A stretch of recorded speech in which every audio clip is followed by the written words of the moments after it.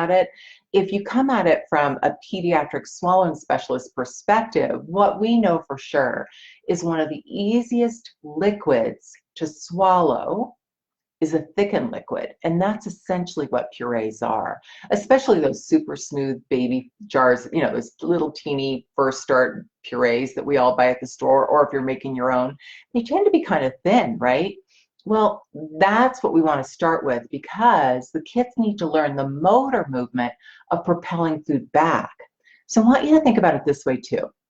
If you only go with safe start solids, which is fine, you're probably going to get frequent gagging because what's happening is the child still has a little bit of that reflex to push their tongue forward.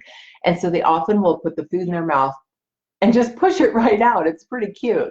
But as they're trying to figure out how to get it back, they tend to get a little gaggy because of those little chunks of avocado or what have you that spread across their tongue.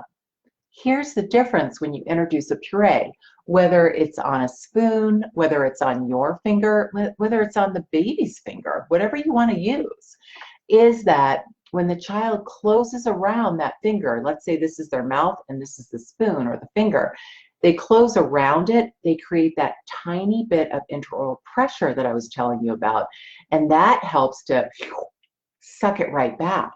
And in order to do that, they have to elevate the lateral margins or the sides of their tongue.